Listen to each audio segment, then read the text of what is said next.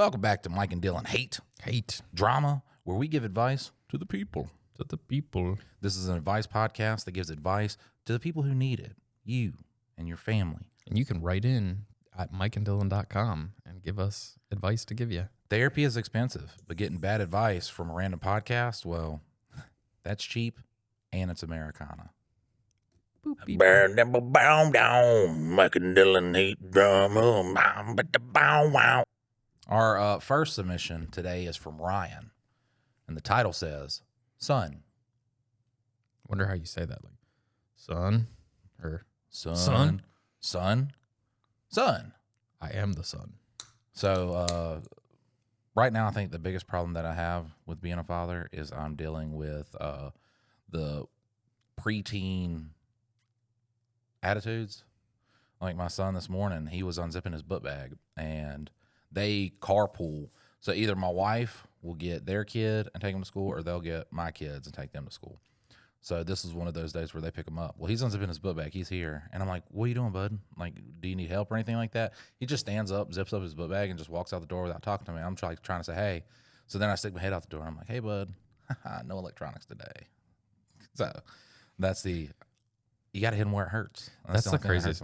That's the craziest thing with this generation is like, that's pretty much the only thing. You can't be like, oh, you can't go play after school today. No, it's like electronics. Right. Like that's the only weapon in the arsenal these days. I mean, that's where he plays with his friends and everything too. Yeah. So, and it sucks because normally I like to have a conversation with him before I take something away, but he was just being a jackass. So I had to stick my head out the door, hit him with that little tidbit, and then walks to the car. Mom's not going to enforce that rule.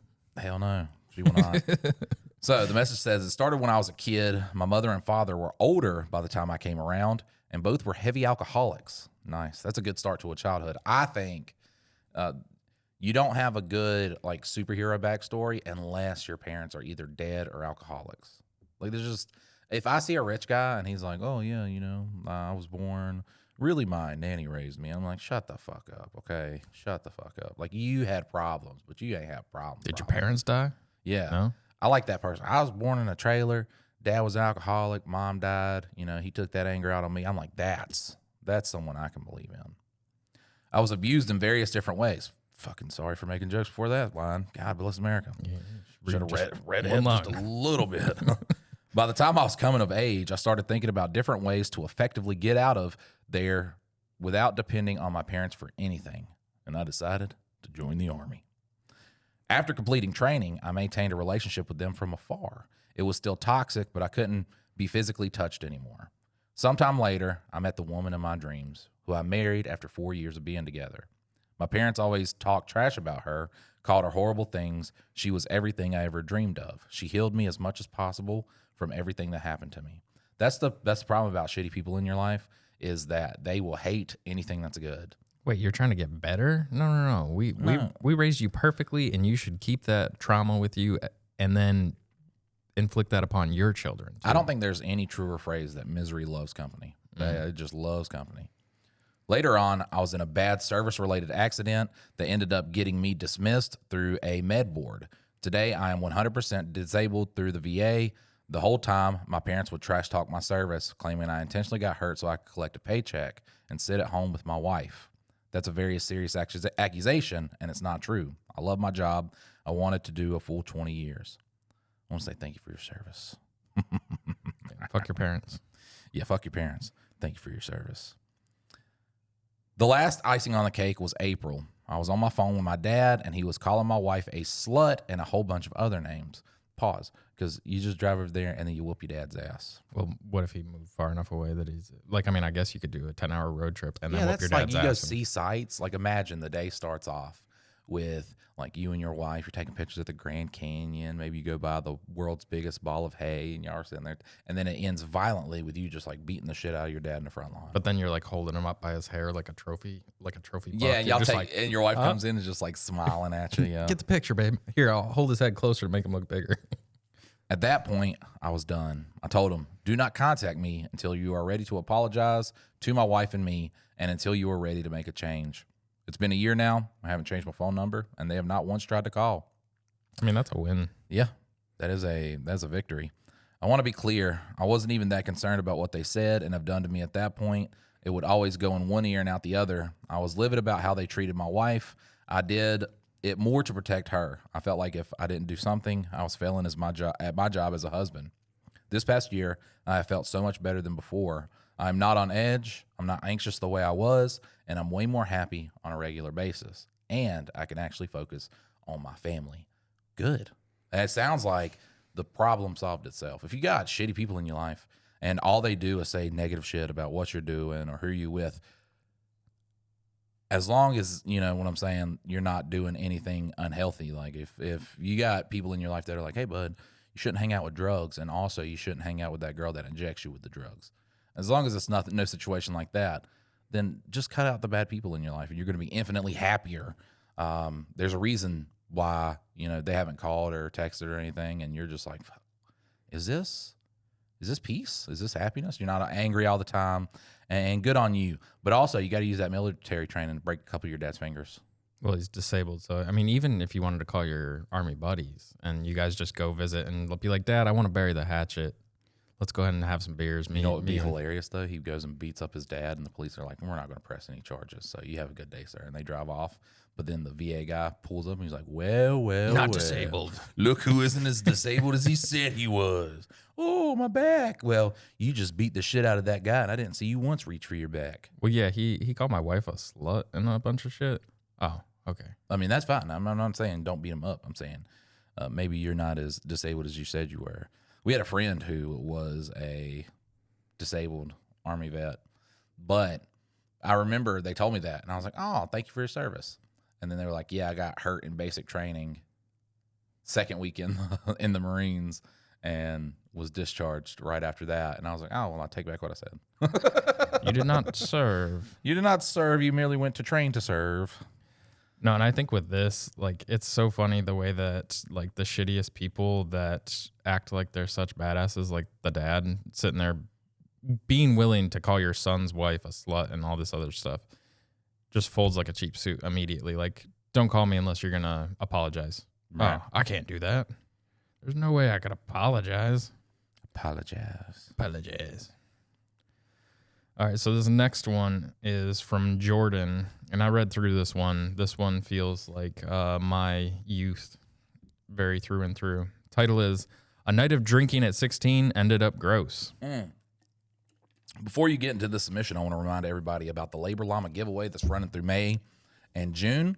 As long as you have rated the podcast and you comment down the secret word. This is a Spotify-only contest. This is Spotify only. If we included all the other ones, it would be impossible.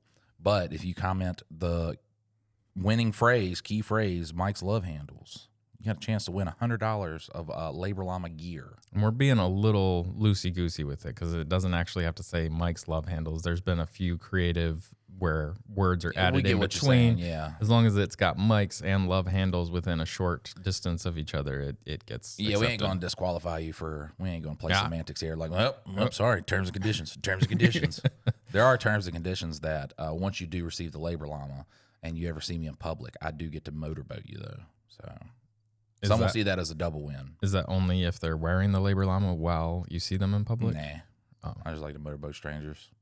It's like Louis C.K. Like, you know, he wasn't picking and choosing who he beat off in front of. He was anybody that said yes. Well, and he invited them. Mine's more palatable, though. It's just like he would motorboat us. And they're like, well, it's guy boobs. So guy boobs are way more acceptable. Indiscriminate? Yeah. So women boobs? As long as you're over 18. I'm motorboating the people, though.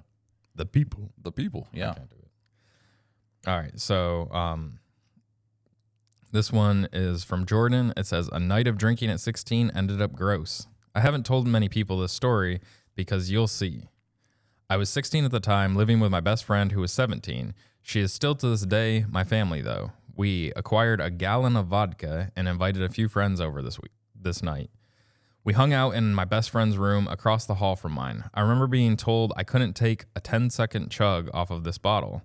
And to impress my friends, I did it as long as I could, 30 seconds or so. I remember immediately getting up and saying I was going to bed. I walked across the hall and got into bed in my clothes and everything. The next morning, my best friend wakes up before me and I am woken up to her screaming at me. We began to yell/fight with each other because she insisted I puked all over the bathroom and I needed to clean it up before her mom saw. I was sure I remembered going to bed and that I couldn't have been the one to puke. Eventually, she storms out of the room and says she's not dealing with it. I get up to look when I discover that under my comforter, all my clothing was covered in vomit. I must have woken up, blacked out, missed the toilet, and then rolled in it. Not sure, but it was everywhere. I cleaned it up, washed myself and the clothes, and did not admit guilt to this until years later. It was by far the grossest thing I've seen/felt. So when I met Amy, my stepbrother's brother, who was my best friend at the time, he came to stay over for the night. So we were drinking Aristocrat vodka because once again, you can get a half gallon of it for $10. Okay, I mean you're essentially drinking just rubbing alcohol. So I thought it would be funny. We're all taking shots. Well, he's like, yeah, I could take big shots. So we had a Yahtzee cup, and we would fill like the Yahtzee cup half full, and just he would do it. And I'm just like, man, this is before you really start like caring about people. When you're 19, you're just like, my friend, look at him, how dumb he is. This is why, listen to adults or for our younger audience. But this is before I cared about somebody's safety. So, she gets drunk. She wants to, make love and shit like that. So I'm like, all right, later, bud. Sorry, I got to leave you. So I fall asleep. I wake up and Amy's not in the bed. I walk to the hallway and she's just like in complete horror at what she's looking at. So I walk to the little guest bedroom she had. He had thrown up all over the bed, but he was not facing the bed. He was facing the wall, to which the wall also had vomit all over. So we're playing detective here, and what we surmised is they started throwing up in the bed, and he was like, fuck, I need to get to a bathroom. But he spun around in the vomit and started throwing up on the other side of the wall. The funniest part is her dad was living with her at the time. He was like a truck driver and shit like that. So he comes in, and he's a very weird cat guy. He loves his cats and everything like that. So I guess he viewed my best friend as a cat that night because he took care of him all throughout the night. Oh, he's a good boy. Yeah, just took care of him, helped him clean up the throw up, was like, I'm going to run to the store and grab you some Gatorades and shit like that. And I was like, that's like the start of a movie, like an early 2000s movie because I believe he was 17, I was 19. So where a 17-year-old befriends a 50-year-old man and like they just go on adventures together. I don't know. What was the vodka it started with a B? It came in like a big, I can't even remember the name of it, but I think it was vodka. I can't remember what liquor it was, but I think it was, they bought some shitty liquor and there was nothing to really mix it with. So we were just drinking it straight. And then I, like an asshole, decided that we'd make Bloody Marys out of it. And so I just took V8 juice and poured like all of it into the V8 juice. And it was god awful. The worst flavor ever. And this is at like 4 p.m. on like a Saturday. And I was like 16. And so I kept telling everybody else that they were pussies. It's kind of like me with food. I'm just like, shut up. Just eat it. It's food. Right. It's food. But it was. You're like Samuel L. Jackson in it'll get you drunk. Yeah, 100%. And so nobody else would touch it anymore. So I just kept calling them pussies and I kept drinking it. And I drank so much of it. And mind you, it's like early afternoon and we were supposed to be going to a party later. We were like pre-gaming before the party. And all I can remember is I was wearing those stupid ass, like really tall socks with the colored bands on them because I was a punk kid and those were the coolest things in the world. I drank so much that by like 5 o'clock, I was throwing up. But I wasn't like actively throwing up. I was sitting on the stairs throwing up down those fucking stupid ass socks. And then my mom came out and found me and she's like, oh, buddy. And so she took me inside and she thought I was going to die. Like she knew that I didn't have alcohol poisoning, but she was like, this is bad. And so my friends went off and had a blast at whatever party we were supposed to go to. And me being macho man, I can drink anything at like, 5'5" with like 145 pounds. Right. No, could not drink anything. And so I missed the whole fucking actual adventure of the night because every time you tell me a drinking story, man, I'm just like, you're the fucking guy I hated at parties where you would like, I would get there and you're already shit faced. Like you are just thick in the sauce. And I'm just like, because I'm not a big enjoyer of alcohol. So it would take me a while to like start warming up to like the drinks and stuff like that. And then also too, I would not Like I'm not a big fan of mixing like the different pills I was taking with alcohol and shit like that. So if I was high in any way, I wouldn't be drinking.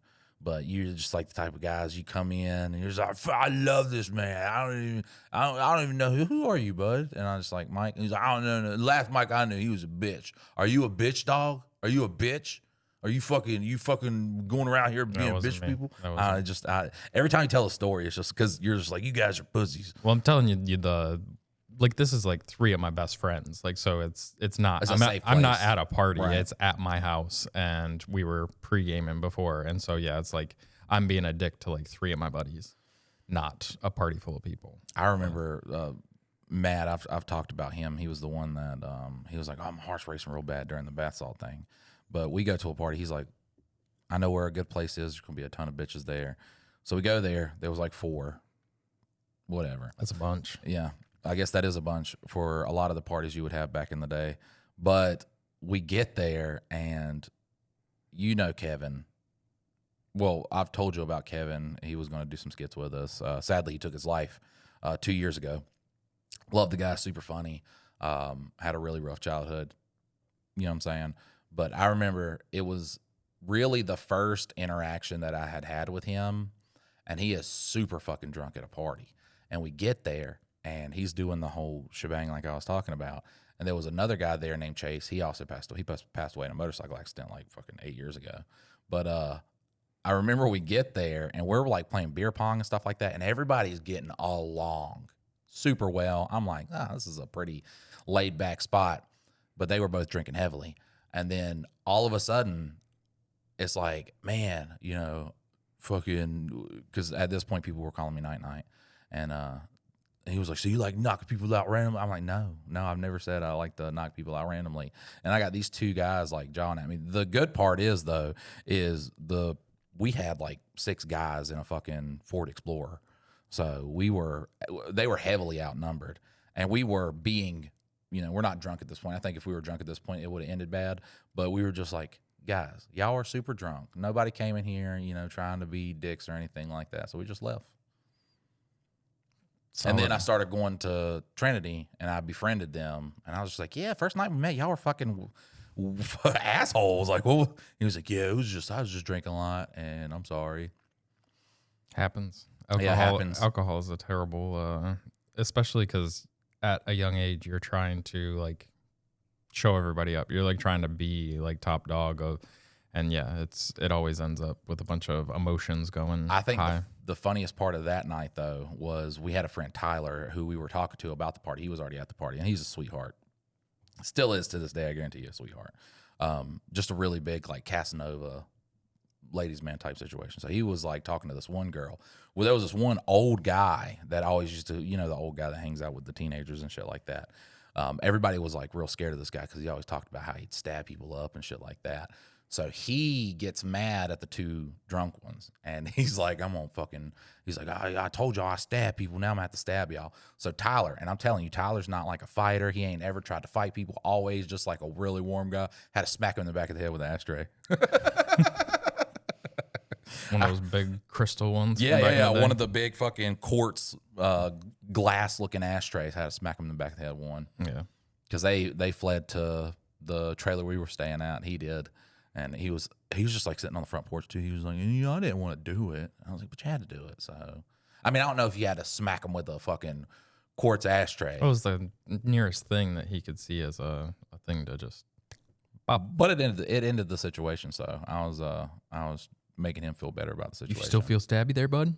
You still feel stabby? Yeah, no, the guy was completely unconscious. He thought he killed him. Yeah, that's what I associate alcohol with. So I just when I got older, I was just like, man, that's a young person's game, alcohol. So well, I've gotten to the point, and I try to keep it.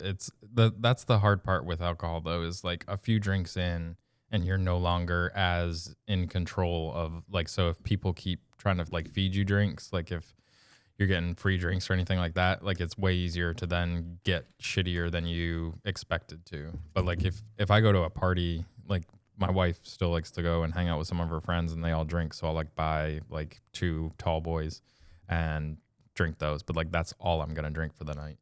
But then in other scenarios where somebody's like, oh yeah, here's this delicious beer. You want to try it? I'm like, yes, I do. And then I drink too much, and I don't act like an asshole like I used to, but it's still one of those things where I feel like you remember enough that you regret the things that you say. You're like, Right. why did I say it that way? Couldn't I just worded that differently, and I wouldn't have looked like a jackass? And Avoided nobody the whole else situation. Nobody else thinks about it except for you. But it's like you stood up in class and couldn't read. It's the same like regret feeling that you sit there and play that back, and nobody else is thinking about it, but you do. Right. Oh, I'm on the next one. Mm-hmm. All right, so our next one is from Fat Thundercat, and this is a clarification about for the past 2 episodes we've been reading about Fat Thundercat and her situation that she has with her husband. Her husband was working a lot. He was kind of being very passive, and then Fat Thundercat found out that he was actually cheating on her. He has a lot of things going on with his mental state.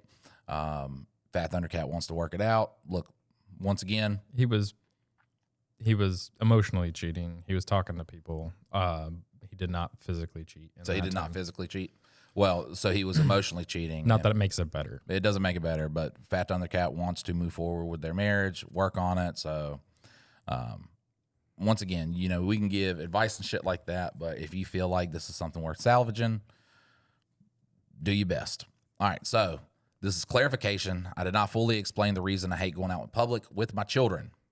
Yes, I am always going to be terrified someone is going to try and snatch one of my babies. I just think that's a normal instinct to be on guard for that.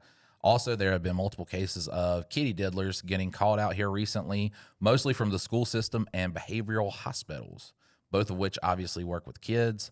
I also don't trust leaving my kids with a sitter. I don't know personally. I don't know that many people up here.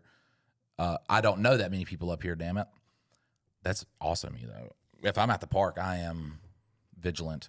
We just went to a birthday party, and Thea's playing on a playground that's very adjacent, and I was just being up in my ass because my wife was like, I can see him from right here. The only thing is it's Finch, and they have that big old lake. And what does an autistic kid like to do once he gets out of the viewing range of a parent? They beeline for it. They sprint for that shit. So I was getting real up in my pants about that too, because I was like, if you're not going to do it, I have to go down there and watch them. And then I got 2 other kids that want to play with me. So my issue isn't someone else starting in confrontation. It is my mouth I'm concerned with. Every time I go to the grocery store, there seems to be a gaggle of old hens strategically spreading out in the store. It's always, oh, let me see, or oh, I want to see the babies. I hate these interactions with my entire existence. I'll just say no. Yeah, I'm just like, nah, because an old guy will be like, oh, I want to touch his don't touch my kid's fucking cheeks. I don't know where your hands have been. You know what I'm saying? You could have just been beating your dick in the bathroom. Oh, it's not your fucking kid. Right. Don't touch my child. Don't touch a kid that's not yours. Right.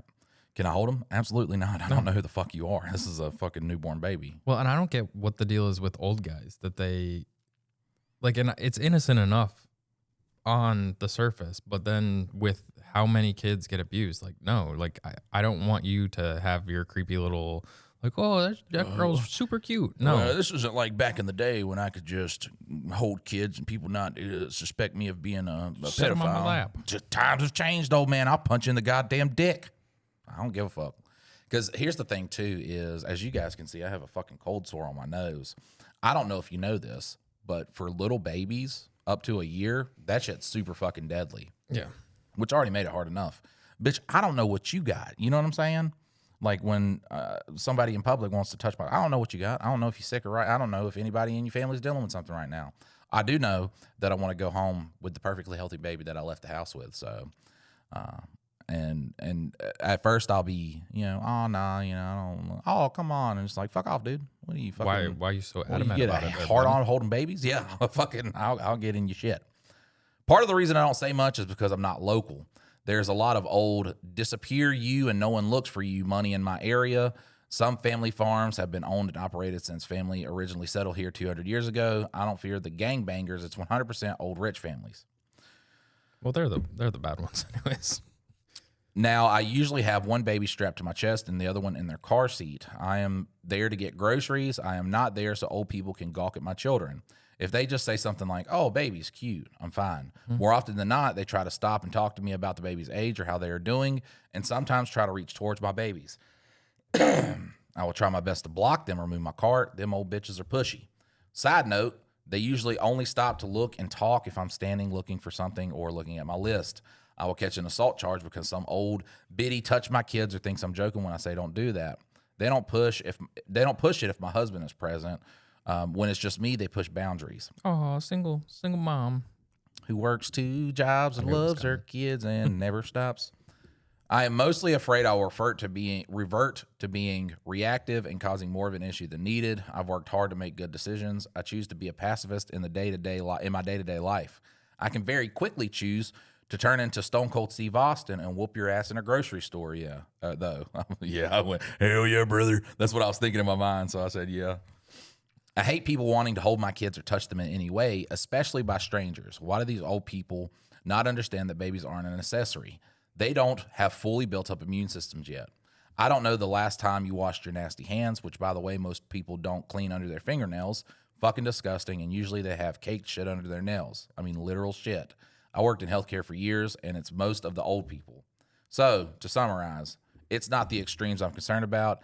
It's barely holding on to life population trying to touch my kids while my kids are up to date on their vaccines. There aren't a few they have gotten yet due to availability and age. If I could, I would tase the shit out of their shopping cart or assisted walking device and go about my day.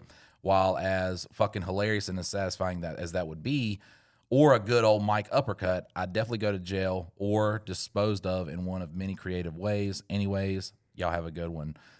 So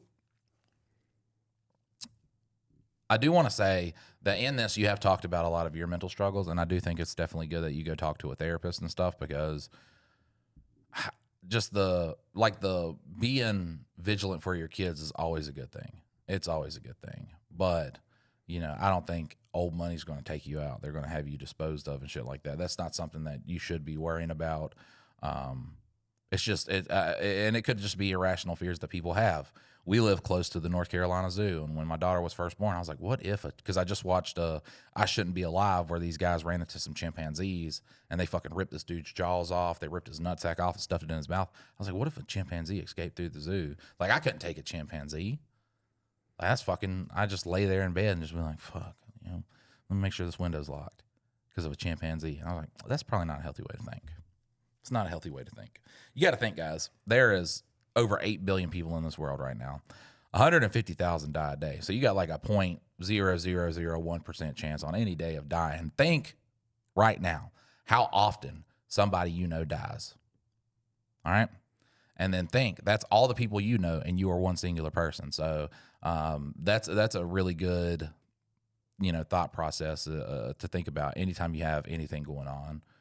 Now, if your arm goes numb and your jaw starts hurting, don't be like, well, Mike said that, because you will be one of the 150,000 if you listen to that. Yeah, Mike said I wasn't going to die today. He promised me. Yeah, he promised me. He said it's not likely. So, you know what I'm saying? I'm starting to seize a little bit and I can't breathe. But I'll be fine. I'll be fine because Mike said it. I'm part of the 99.999. All right, so this one's a long one, but I'll try to get through it. Well, go ahead and do Kyle's real quick. I'll let you back to back. That's what I was saying. Fuck, I ruined your joke. I'm so sorry. All right, so Kyle, the title for this one is Chlamydia. Should I leave if she gave me the same STD 3 times or go back for a 4th? I think the good thing is that she's only cheating on you with one person, though. Or it's just like a sex group that nobody gets fully over it before they transmit it back onto the next person. They should call themselves the koalas. Who fucked the first koala? Yeah, we're the koala club. And it's like, oh, wow. Y'all like, is this like a homebody club? It's like, nah, we're a sex group, but we all have chlamydia. None of us can heal it before we go ahead and pass it on again. Where does science go where it's like, you know what, we're going to do an STD test on these koalas? Science is crazy. You want me to read Goatman's? Yeah. Fuck yeah. I mean, that's long as shit. Very long. You stumble over that one, bud. All right. This is another one from Goatman. He is a wordsmith, so we'll roll through this one. The fastest man in the fruit of the loom. What's up, daddies? Goatman here with another story from the trash fire archives of my college years. This one is about a guy I used to hang out with named Ronnie, but we called him Ronald because he didn't like it, I guarantee. No, my name is Ronnie. Whatever, Ronald. You don't come up with your nickname, bud. We come up with your nickname. I tell the story of the dude that his name was Justin McIntosh, and he was like, I like to be called Big Mac. I'm like, that's not how that works. So what'd you call him? Macindouche. Macindouche. Yep, Macindouche, which is like, you're going to be like, oh, we were in high school. So that was creative. Yeah, Macindouche. Just that's what his name was. All right, so not because that was his name, not because we were being formal, we called him Ronald because it pissed him off. And Ronnie had the emotional fuse of a bottle rocket in a microwave. He was a short, loudmouth dude from the absolute middle of BFE. Nice enough when he was calm, but the second you got under his skin, it was like somebody opened a cage in his brain and released a pissed off raccoon with student loans. He wasn't built like a fighter either. He wasn't ripped. He wasn't sculpted. He was scrawny. He looked like if Slim Jim had anger issues and access to diesel fuel. But, buddy, this man loved to run his mouth. He could trash talk you into the dirt, and once Ronnie got heated enough, he had one move that nobody understood. He took his clothes off. Every single time. 1 second. I'm trying to figure out where the fuck you are. Every single time. Okay, there we go. Okay. I don't mean he took off a hoodie like a normal guy getting ready to fight. I mean he would unbutton his pants like an old Western gunslinger unlocking his holster at high noon. You'd hear the argument building, voices getting louder. Somebody says, Ronnie, chill out. Then you hear that button pop, and everybody knows, oh no, Ronald has entered combat mode. The pants are coming off. I'm not fighting a naked guy, so this is 100% effective strategy. And once the pants came off, the shirt was next. That thing flew off his body like it owed him money. Then, there he stood, fists up, chest out, and nothing but Tighty Whiteys in pure Appalachian Wi-Fi rage. That's, yeah. It's... You can't fight a naked guy. The only way is if they started that way. But the second that he starts like stripping down to just that, it's okay, this is getting awkward, bud. Like, could we just diffuse the situation maybe? No? So we had a real weird middle school teacher because they were talking about when they brought slaves in on boats, they had them completely naked because it stopped them from fighting back. And I'm like, that's such a stupid thing. And he's like, think about it.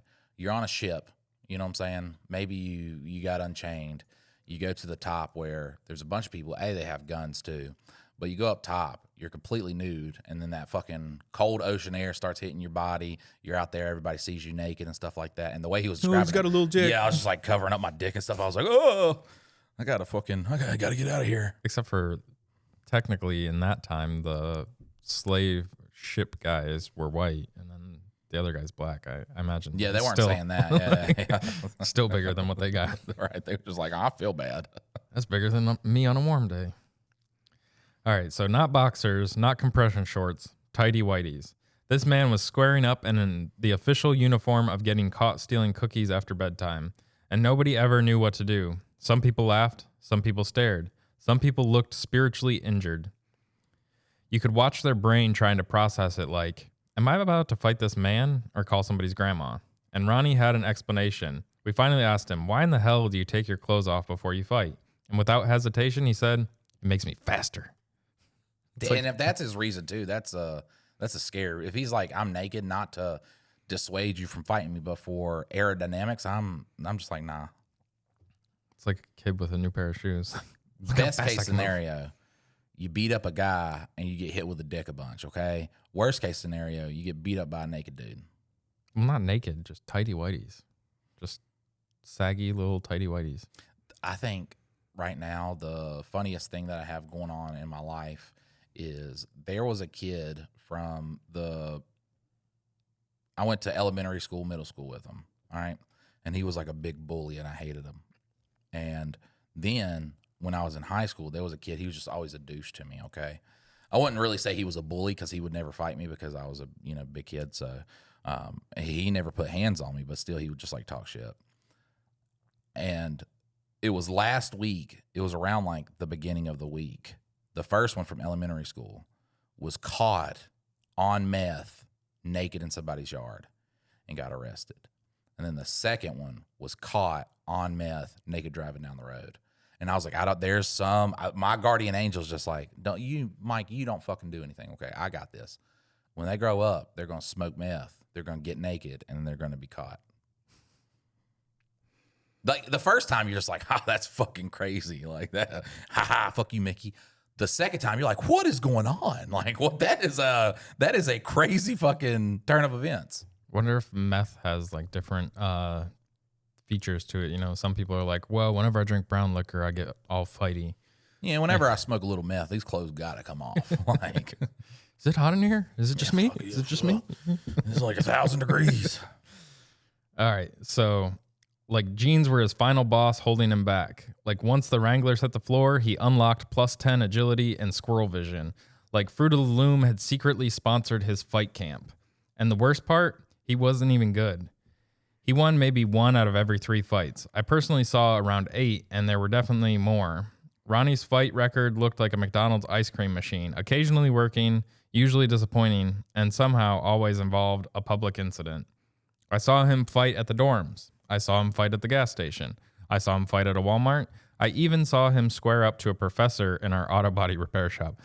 That is hilarious. That is hilarious. Yes, a professor. Imagine trying to teach electrical diagnostics and one of your students starts dropping his pants because he disagrees with how relays work. That professor came to class to teach voltage, not witness a half-naked Calvin Klein model on crack challenge the education system. And the best part was Ronnie's strategy backfired constantly. Because sometimes he'd start undressing and the other guy would just hit him, which honestly feels fair. I mean, yeah, if you know that this is how this is going to go, you just mid-dress, just pop. What is this dude's ratio of him getting naked and people are like, I'm still going to fight him? He is disrespecting people. There's a very small window between this guy wants to fight and this has become a medical emergency at a family reunion. If a man starts taking his pants off in an argument, you either leave immediately or interrupt the transformation sequence. But the best incident happened over his truck. Ronnie had some electrical problems he couldn't figure out, and one of our buddies offered to help. A normal person would say, thanks, man. Ronnie heard, your bloodline is weak, and your alternator is a disgrace. That one line about, attacking them during the transformation sequence is a problem I had, like in Dragon Ball Z, because they would always be sitting there just like screaming, trying to go into Super Saiyan, and the villain would just be like, let me see where this goes. Let me wait this out. Yeah, let me wait this. Let me get an idea of what is going on here. Not, let me attack them right now. Yeah. If you attack them right now, they can't do nothing, but they're just like, extremely vulnerable. Yeah, meh, meh, bah. Like, if you just get them during the first meh, then they're still the fucking Normal. easy fight. Yeah. All right, so now they're arguing about wires, about fuses, about who knows what they're doing, and then we see it. The hand goes to the pants. The button pops. And instantly, the repair is canceled. We are no longer diagnosing the truck. We are diagnosing Ronald. The pants drop. The shirt comes off. That's funny, a sequence, too. It's like, get the jewels out before you take the shirt off. Right. Yeah. I guess that's the best way to not get attacked. If you get the dick and balls out first, and then there's a less likely chance that they're punching you when the shirt comes off. Solid strategy. It's not working, though. He obviously lives in a place where everybody's just like, I will whoop a naked man right now. There he stands next to his broken truck in Tighty Whitey's, fists up, looking like a malnourished Cupid who just lost custody. Our buddy, who had only offered to help fix the truck, decides he is no longer providing free labor or emotional support, and he beats Ronnie's ass. Not movie style, not dramatic, just enough to prove that being aerodynamic does not matter if your opponent has timing. But while this is happening, some of our friends notice Ronnie's clothes sitting there unattended. And buddy, when life gives you a half-naked loudmouth, sometimes life also gives you a side quest. So they stole his clothes. Pants, gone. Shirt, gone. Dignity already gone. Ronnie finishes getting whooped, reaches down, and realizes his entire wardrobe has been repossessed. So, now he has to run home down Main Street in nothing but Tighty Whitey's. And then the cops see him. So now, this has turned into the world's dumbest episode of Cops. You've got Ronnie sprinting down the road in his underwear, finally forced to prove the "it makes me faster" theory under real-world conditions. And to be fair, that was probably the fastest I ever saw him move. Not during a fight, not during class, not during work. Only while being chased by law enforcement in emergency underwear.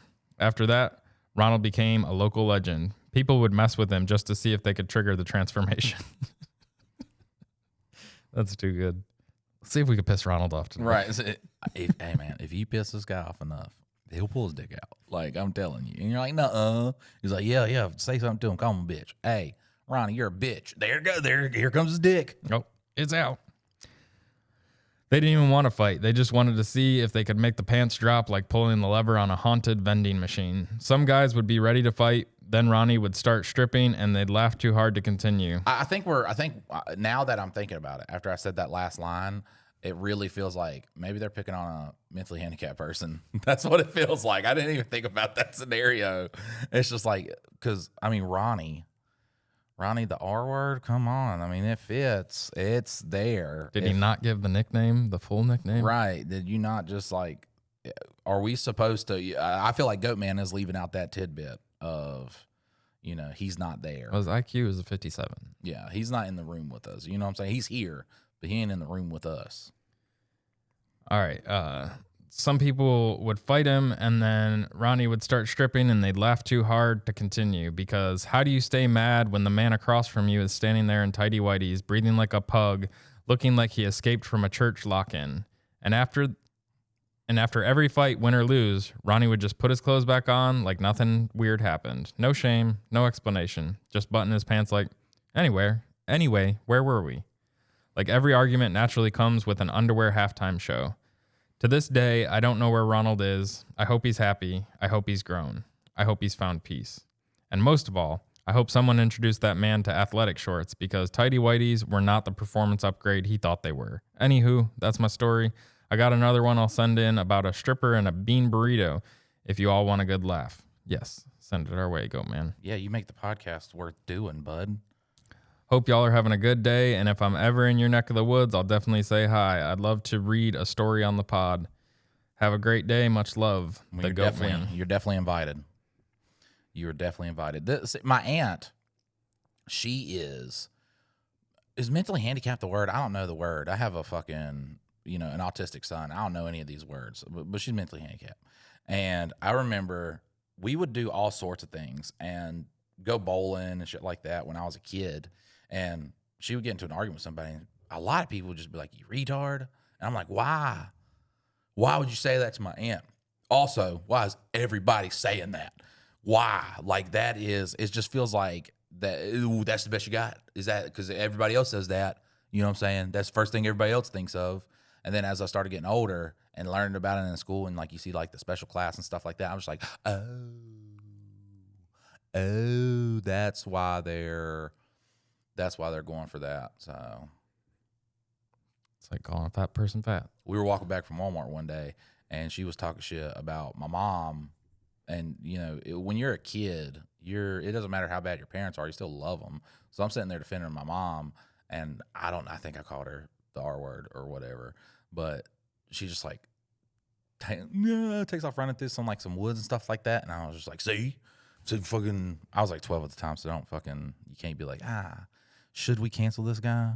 I was 12. Yes, yeah, I don't give a fuck. Yeah, should have canceled us while ago. 96 episodes ago. We have too much power now. Like that, it's over now.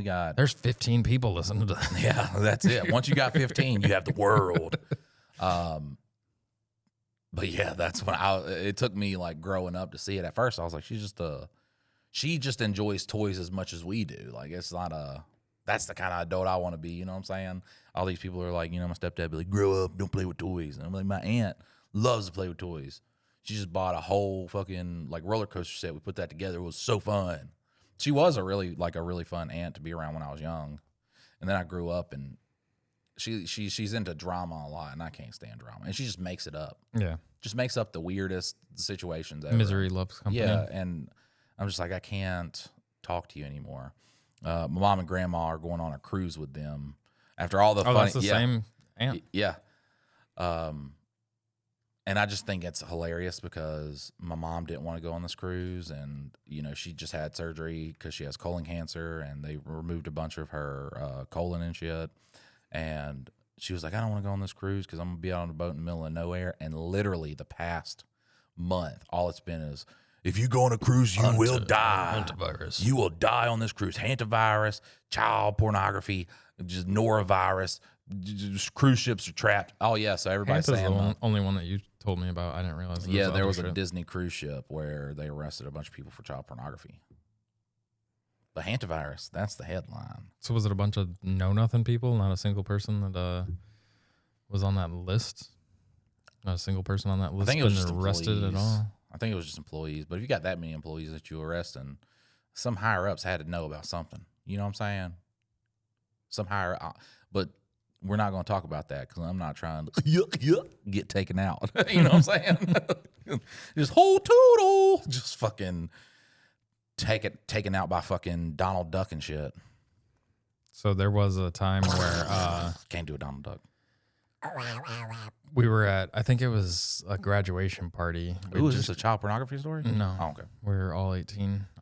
But we were all at a graduation party, and it was on like a private lake. And so me and a couple of my friends were like, hey, it'd be funny if we went like, streaking through the quad type thing. And so we dropped trow, jumped in the lake, went down a little bit so that we could then run back to our clothes. And then we did that. But when we ran back to our clothes weren't there because our friends stole them and put them somewhere else. And so I was like, fuck, I'm naked now. And like, this wasn't in whitey tighties. This was full nude and did not work out in my favor. I think it took about 5 minutes, and then they eventually felt bad for us. And they're like, okay, well, because then we just like hop back in the water so we're covered up. And about 5 minutes later, they're like, Dude, all right, come all right, on, guys. dude. Give me my clothes back, dude. Like, what are you doing? Yeah, no. The friends are the first ones that's just like, you know what? I want him to catch charge. I want to ruin his life. Because here's the thing.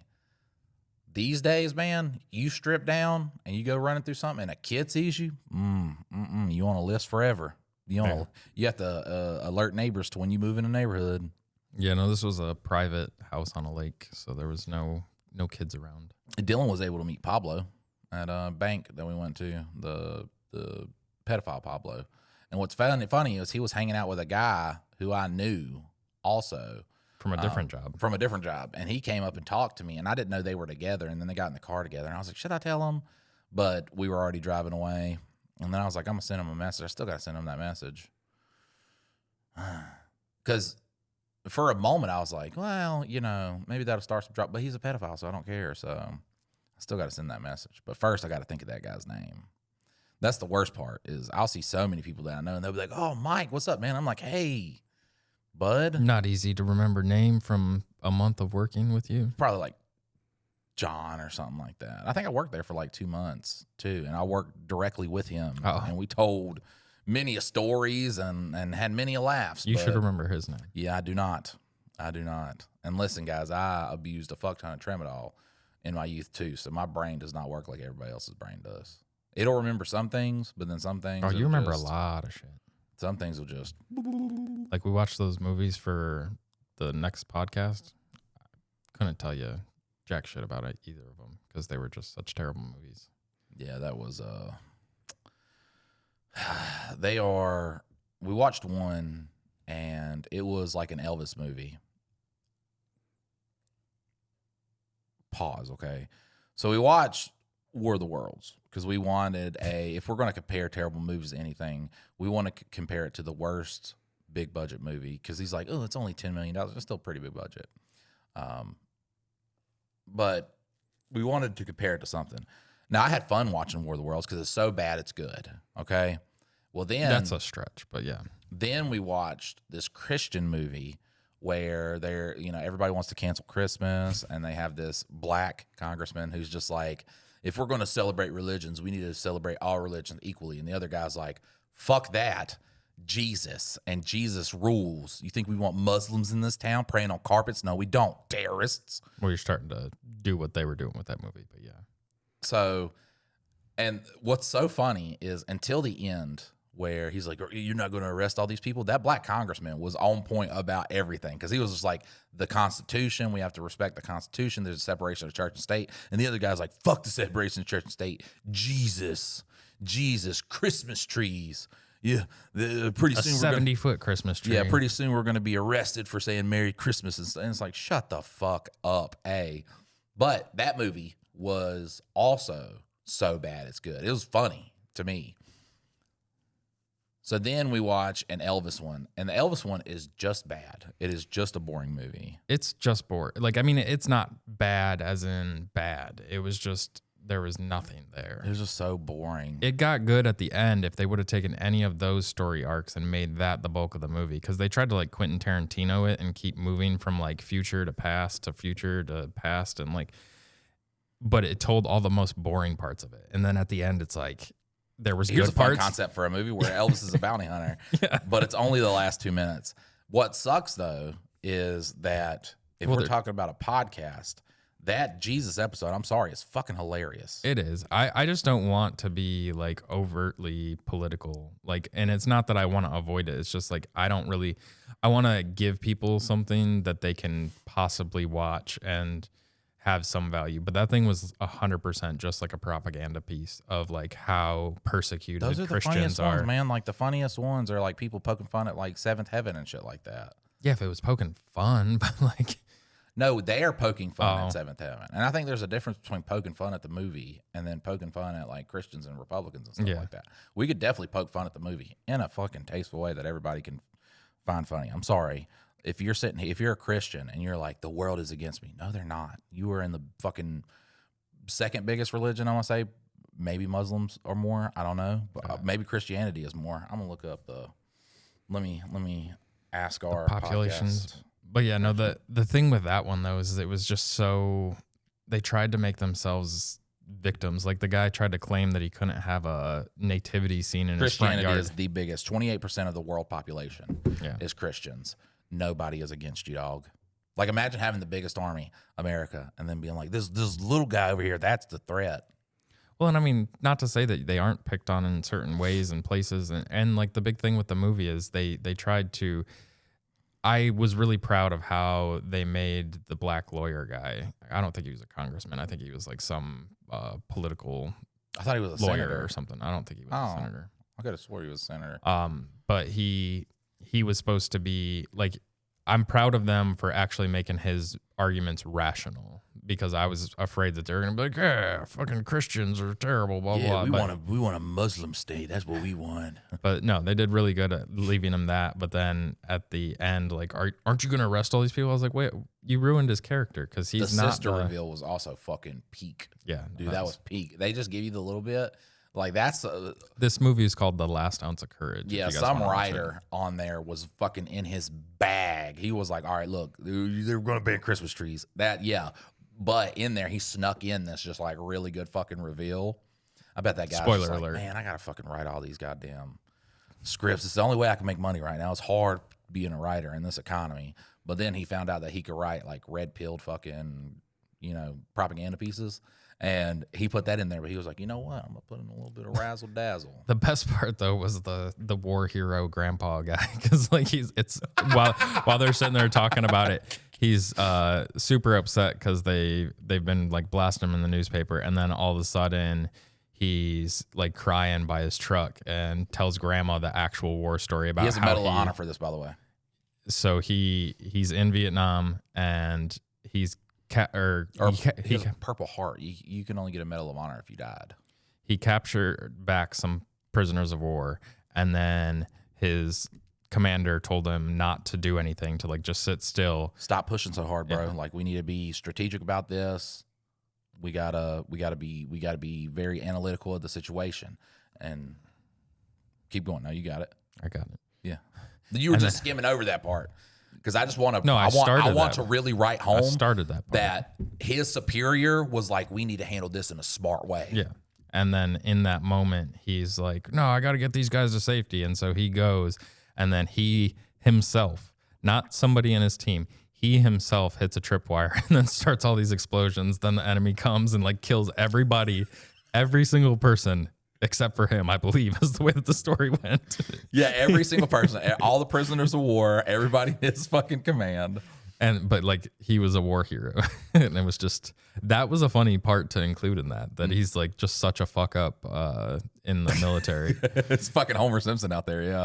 And then he's just like not listening to it really, because it's the icing on the cake when you have this congressman that's like, we need to think about, you know, the Constitution and all that stuff. He's like, no Christmas trees. I'm gonna put this cross up on this fucking bar, which he gets arrested for. Which would like, there's nothing that would have stopped him from doing that. Like those were the parts that really bugged me. Is like he brought up that he can't have a nativity scene in his front yard. Yes, you can. Yes, you can. Yes, you can. And then the fucking nonprofit that they run, they made him take down the cross. Nah, not happening. Like those two things are make believe. And then there was other examples, and it's like, okay, yes, you can't spend tax dollars to just promote Christianity, but all this other stuff you're saying is false. Now, the funniest part in the whole movie, though, is the kids. They're in this side story, okay? His grandson is in this side story where he's with some neighbor girls. One of the girls, slut, like straight, just like, oh, he's cute. We need to fucking bang him, sis. Crazy shit. But the other one's like, they're doing a school play, and it's about Christmas, but it involves aliens and stuff like that. And they're like, no, we're going to hijack this play. We're going to rewrite it. It's the same story as Jesus. To where it's the nativity scene and everything. So they do it. They hijack the plane, and at the end of it, this little projector screen falls down, and they start playing a video that kid's dad. Remember, his grandpa is the one that's doing all this stuff in the town. He's the mayor.